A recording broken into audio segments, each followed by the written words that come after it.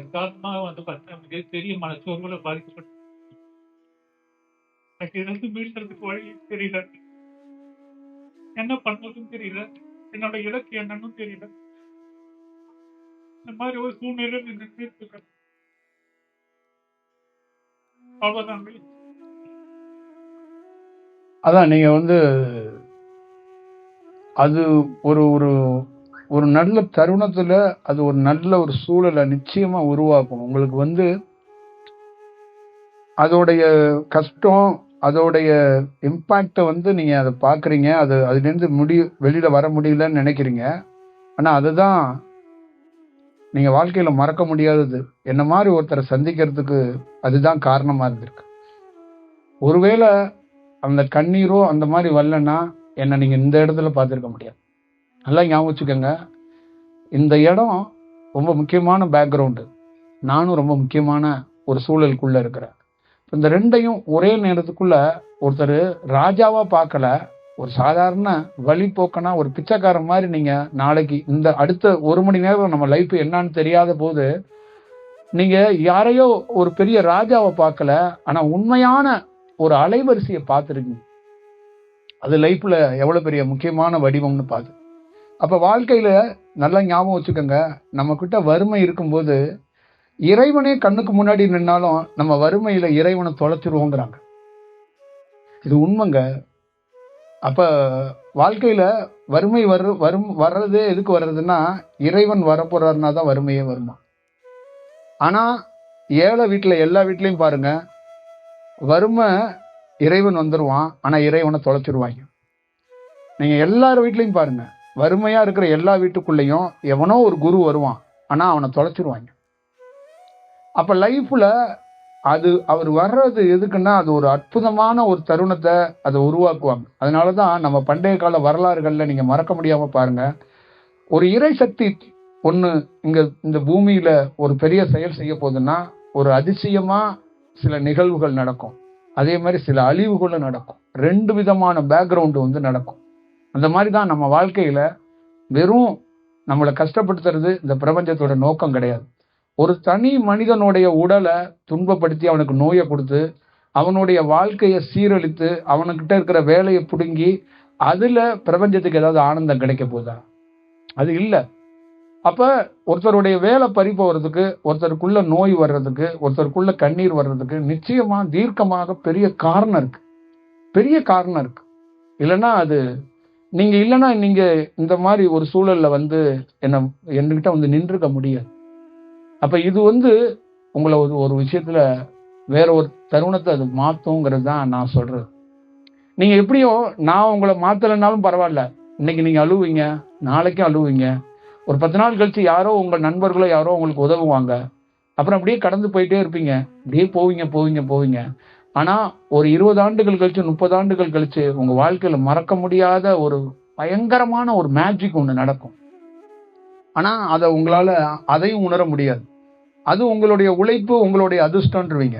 இங்க தமிழ்நாட்டில் பாருங்க, இந்தியாவில் பாருங்க, சைக்கிள்ல போய் பேப்பர் போட்டு பெரிய கோடீஸ்வரன் ஆகணும்னு சொன்னவங்க வீட்டுல ஒரே ஒரு கரண்டியோட வந்து பெரிய கரண்டி கடை, பெரிய பாத்திர கடை வச்சவங்க, பெரிய பெரிய ஆளுங்கள்லாம் கோடீஸ்வரங்கள்லாம் பின்னாடி ஒரு கதை சொல்லிக்கிட்டே இருப்பாங்க. அந்த கதைக்கு பின்னாடி என்ன சொல்லுவாங்க அப்படின்னா, என்னுடைய உழைப்பு, என்னுடைய உயர்வுகள், உழைப்பு உயர்வும்பாங்க. ஆனா அதுக்கு பின்னாடி முன்னாடி நடுவுல எங்கேயோ ஒரு இடத்துல ஒரு குருவோ ஒரு ஞானியோ ஒரு அலைவரிசையோ காரணமா இருப்பான். அப்ப ஒரு காரணத்தை நம்மளால உணர முடியாது. அப்ப வாழ்க்கையில உங்களுக்கு தேவையானதை இந்த நிமிடமே உங்களுக்கு என்னால இந்த இடத்தால கிடைக்கும். எழுதி வேணா வச்சுக்கோங்க, இந்த நிமிடமே உங்களுக்கு தேவையான ஒரு பொருள் உங்கள்கிட்ட நான் கொடுக்குவேன், நானே கொடுத்துருவேன். ஆனா அதை உங்களால பயன்படுத்த முடியாது. ஏன்னா தர்மம்ல நீங்க கொஞ்ச நாள் அழுகணும்.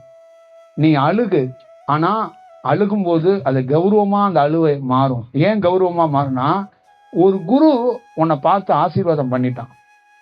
ஒருத்தனுக்குள்ள வறுமை இருக்கு, ஒருத்தனுக்குள்ள நோய் இருக்கு, ஆனா அவனை பார்த்தவன் ரொம்ப விசேஷமானவன், ரொம்ப பெரிய ஆளு. அப்ப ஒரு பொருளை கொடுத்துட்டு அந்த குரு என்ன சொல்றாருன்னா, கொஞ்ச காலம் கஷ்டத்தை அனுபவிச்சுக்க, மீண்டு கதவை திறந்தோன்னே வெளிச்சம் வரப்போகுது, இல்லை யாரோ ஒருத்தர் உன்னை காப்பாற்ற வருவாருன்னு நான் சொல்லலை. இன்னைக்கே உனக்கு தேவையானதை கொடுத்துட்றேன், அது உன்னால் அனுபவிக்க முடியாது, கொஞ்ச நாள் காத்துரு. அந்த வறுமையும் அந்த சூழலும் எப்படி உங்ககிட்ட வந்துச்சோ அதே மாதிரி விலைக்கு போயிடும். அதுக்கப்புறம் நீ இந்த பொருளை தானா இந்த பொருள் வேலை செய்யும், அப்போ நீ அனுபவிக்கலாம். அப்போ எல்லா சூழல்லையும் நீ ஒரு கௌரவமாக வாழலாம் அப்படிங்கிறது தான் இதோடைய ஒரு சூழலாக ஒரு அடையாளமாக நான் சொல்கிறேன். அதனால் நீங்கள் ரொம்ப ரொம்ப எந்த இடத்துக்குள்ளேயும் அழுக வருதுன்னு அதுக்கு ஒரு தனியாக ஒரு தடவை அழுதுறாதீங்க. அது ஒரு வார்த்தையால் சொல்ல முடியாது, அது ஒரு துயரம் தான். ஆனால் அதுக்கு ஒரு விலை மதிப்பு இல்லாதது. நீங்கள் எத்தனை கோடி ரூபா காசு எடுத்துகிட்டு வந்தாலும், எத்தனை மலர்களை எடுத்துகிட்டு வந்தாலும், உண்மையான குருவை அந்த வலி இருக்குல்ல, அந்த பெயின், அதுதான் குருவை காட்டி கொடுக்குமா. ஒருத்தருடைய பெயின் இருக்கு பார்த்தீங்களா, அளவு கடந்த பெயின், அப்பதான் நிஜமான குருவையே பார்க்க முடியுங்கிறாங்க. இல்லைன்னா நம்ம பார்க்குற குரு நம்ம வந்து ஏமாந்து போயிடுவோங்கிறாங்க. அதனால லைஃப்ல உங்களுக்கு ஒரு முக்கியமான தருணம்னு நான் நினைக்கிறேன்.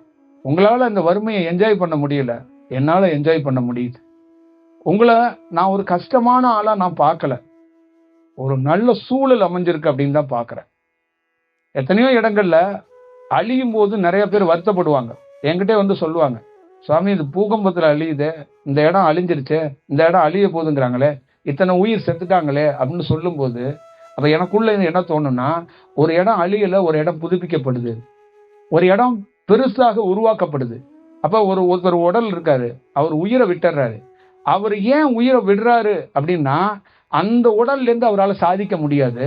அப்போ நான் என்ன பண்ணுறேன்னா, இந்த உடலை விட்டு நீ சாதிக்கிற இன்னொரு உடல் எடு, அப்போ இன்னொரு பிறப்பெடு, போ இமீடியட்டாக பிறப்பெடு, இந்த நிமிடமே பிறப்பெடு அப்படிங்கிற 2 பேட்டர்னுக்குள்ளே செய்வோம்.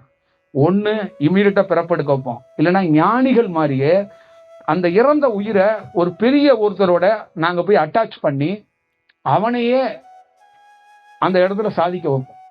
இப்படியும் நடக்கும்.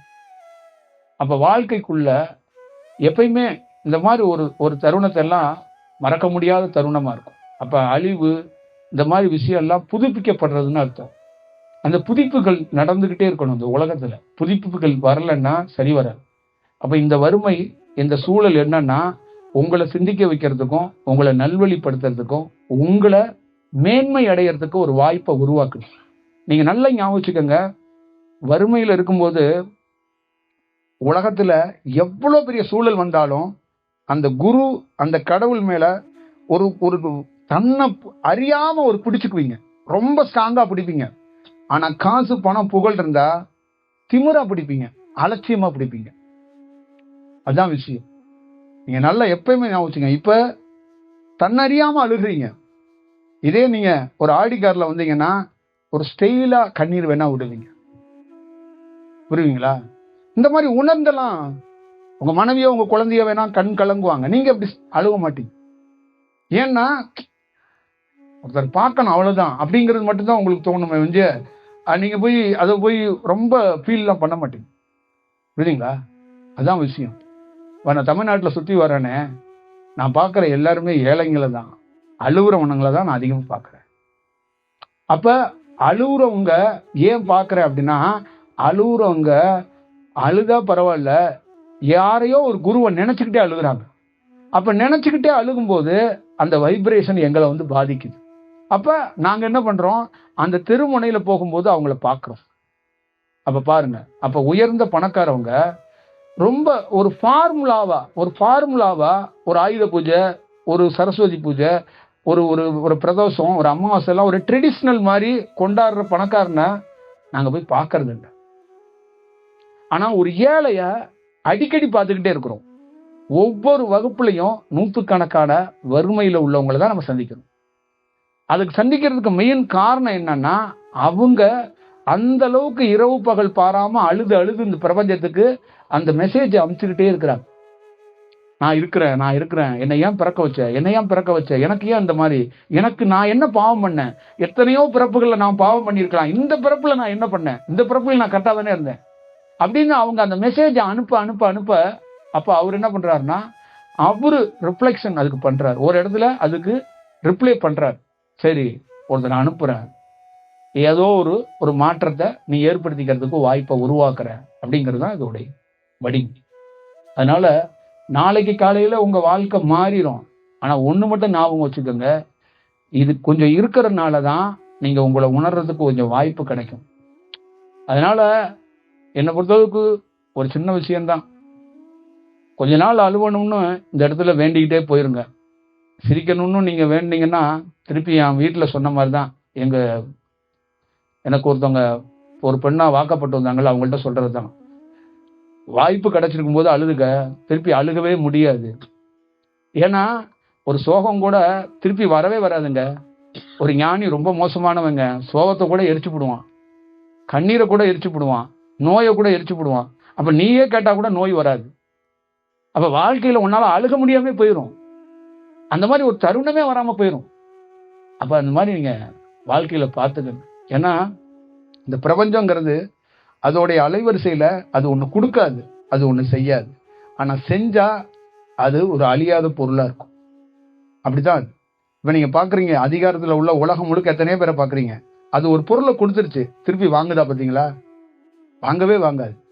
அவங்க என்ன வேணாலும் பண்ணிக்கிட்டோம் அப்படின்ட்டு காத்தே தான் இருக்கும். அதுதான் விஷயம். அப்ப அது ஒரு விலை உயர்ந்த ஒரு செயலை அது கொடுத்துருச்சுன்னா அதுக்கப்புறம் அதை திரும்பி கூட உங்களை பார்க்காது. நீங்க அதை முடிச்சுட்டு அதுக்கப்புறம் தான் ஃபைனலா அதுக்கப்புறம் உங்களை சந்திக்கிறதோ உங்களை பார்க்கறதோ வச்சுக்கும். அந்த மாதிரி நீங்க பார்த்துக்கங்க. லைஃப்ல இந்த மாதிரி ஒரு தருணத்துல நம்பிக்கையோட பயணிங்க.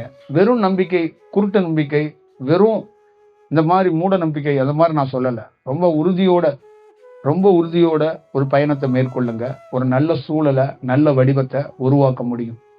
லைஃப்ல ரொம்ப ரொம்ப முக்கியமான ஒரு தருணம் தான் இந்த இடம். இந்த ஊருக்காரவங்களுக்கு தெரியாது, எனக்கு தெரியும். அதனாலதான் நான் இந்த இடத்துல வந்து உட்காந்துருக்கிறேன். இதை உணர முடியாது. நான் தான் மீண்டும் சொல்லியிருக்கிறேன், நம்ம நாட்டை ஆள்ற ராஜாவால இந்த இடத்த உணர முடியாது. இப்ப ராஜா உணர முடியல, ஒரு வழிபோக்கன் உணர்ந்திருக்கானா இல்லையா? அப்ப இதுக்குள்ள எவ்வளவு பெரிய வேல்வி இருக்கு அப்படிங்கிறத நீங்க பாத்துக்கங்க. அது மாதிரி லைஃப்ல மறக்க முடியாத ஒரு தருணம். நீங்க வாழவே தகுதி இல்லாம நிக்கிறீங்க, ஆனா ஒரு வேல்வியான பொருளை பார்த்துக்கிட்டு நிக்கிறீங்க. இது எவ்வளவு பெரிய விஷயம். அழியக்கூடிய பொருளை நீங்க இல்ல அப்படின்னு நினைக்கிறீங்க, அழியவே அழியாத ஒரு பொருள் எடுத்துட்டு நீங்க நிக்கிறீங்கிறத வாழ்க்கையில மறந்துடாது. அப்ப அழிவே இல்லாத ஒரு பொருளால அழியக்கூடிய பொருளை கொடுக்கறது பெரிய விஷயம் கிடையாது. அது பெரிய அப்படியே ஆகும்னு கிடையாது. அதுக்குள்ள ஆயிரம் சின்ன சின்ன சுழற்சிகள்ல சின்ன சின்ன காரணங்கள் இருக்கு. அதுக்காக தான் நீங்க இவ்வளவு பெரிய துன்பத்தையும் இவ்வளவு பெரிய கஷ்டத்தையும் அனுபவிக்கிறீங்க. அது காலப்போக்கில் அதை வென்றெடுக்க முடியும், அதை சரியா பார்த்துக்க முடியும். கவலைப்படாதீங்க, நான் பார்த்துக்கிறேன்.